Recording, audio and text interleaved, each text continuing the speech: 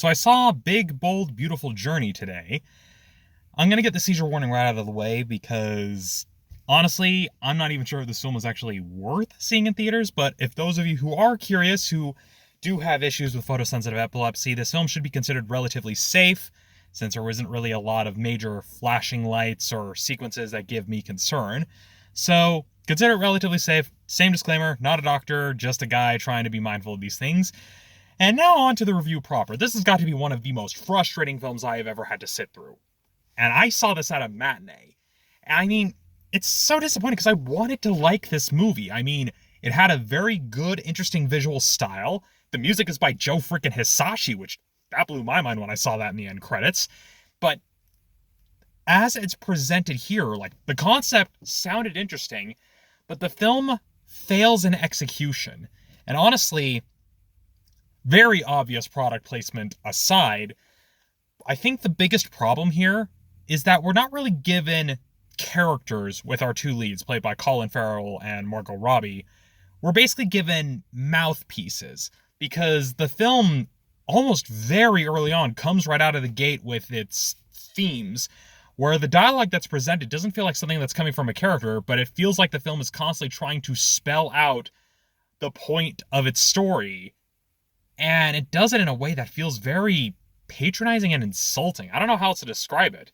I mean, I can understand if that was something that came like at the end after we've gone through this journey with these two characters, but almost right out of the gate, it feels like it's like, okay, we're going to basically summarize the theme of the film and not expect the audience to actually, exercise any sort of media literacy to understand the story we're trying to tell. We have to like spell it out for them right from the beginning. And it also doesn't help that it isn't entirely clear how the world of the story really works. And I feel like they didn't really put that as much thought into it as they should have, or at the very least, they should have put at least more thought into it when it came to how this film was marketed, because it honestly, the way the film was marketed, felt a little bit misleading when looking at the film as a whole. I mean, I'm just trying to think of like a way I can explain this in a way that makes sense to people who aren't in film.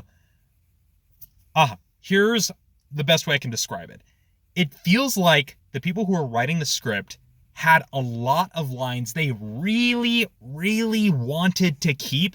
And so those were all the lines of dialogue in the film. All these really important lines that would either go in the trailer or are really like, okay, this is going to be something that people are going to quote. But it's almost every single line of dialogue feels like that. It feels like it's aware of its own importance. And again, it just felt very agonizing to sit through, because you have this very good visual aesthetic, you have this really unique concept. It's just the way the story is told is just so frustrating, because it feels like it just doesn't have faith in its audience. Again, I get it. Media literacy is on a downward tailspin, but come on. There was potential here. That's what makes this so disappointing, is that there was potential here. I mean, again, the film has a very good visual aesthetic. It has a very good, at least for the most part, has a very good use of color, very good theming when it comes to costume design and set design, and that actually worked really well. That's what makes the dialogue and a lot of the other sequences so disappointing, because it feels like it cares more about being artistic and making an artistic statement than actually telling its story. And I can understand a film wanting to focus on being more visually artistic. I mean, I've seen films that have done that to great effect. It's just here, it feels like that it wants to have the best of both worlds. It wants to tell this nice, engaging romance, but also be this super cerebral, artistic film that is challenging the medium and all that. Just with the way certain sequences are shot, presented, and edited, I really, really hate to say this sentence, but there is honestly no other way to describe it. But this film is the textbook definition of a film that insists upon itself. Now, unlike that Family Guy clip that everybody's probably going to reply with, here is what I mean by that. It is a film that assumes it is going to be remembered. It is a film that assumes that it is going to become the great, big, influential romance.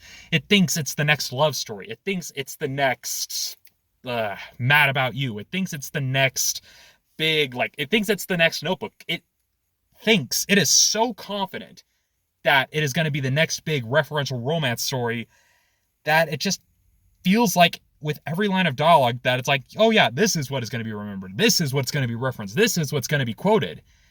And as a result, when every line of dialogue feels like that, when every sequence feels like it's trying to be this big, memorable moment, it just turns into a whole lot of noise. It's very pretty looking noise, but noise nonetheless.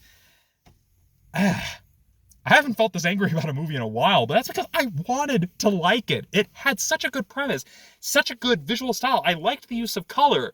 It's just the dialogue and the way the story's presented is just what's so disappointing. And that's what is frustrating here. Because if they had ironed out and actually found a better way to kind of show who these characters were, rather than having the characters effectively tell us through the very, very unnatural dialogue exchanges that feel like they basically have to explain the whole plot from start to finish as the plot is going on. Again, there was such potential here, but that's what makes it so disappointing, is that it squanders that potential because it feels like it didn't have faith in its own story. It didn't have faith that the audience would actually get what it was trying to say. Of course, that then raises the question, what was this film trying to say? I mean, yeah, you have like this romance about two people who have more or less been avoiding romance that are kind of forced to confront their own insecurities and eventually find love at the end of the story. That's what it's presented as, and that's on the surface level what you get. But it feels like it wanted to say something more, but then it didn't really know what that more was. It felt like saying, oh, it just needs more. More what? More what? So, yeah. I saw this at a matinee, so I didn't spend too much money on it, but this is definitely one of those films I wouldn't entirely recommend. I mean, again, visually, looked pretty good. It just falls apart in its execution when it comes to how it's edited, and honestly, like I said, it very much is so assured of its own importance that it feels like it doesn't have to try. Honestly, don't know how to end this. I mean, I'm legitimately disappointed. I don't really recommend this film, and it's a shame. It had such potential, and it actually makes use of colors in a very interesting way. It's just, I hate when a movie makes me feel like this. I don't know how else to say it. It made me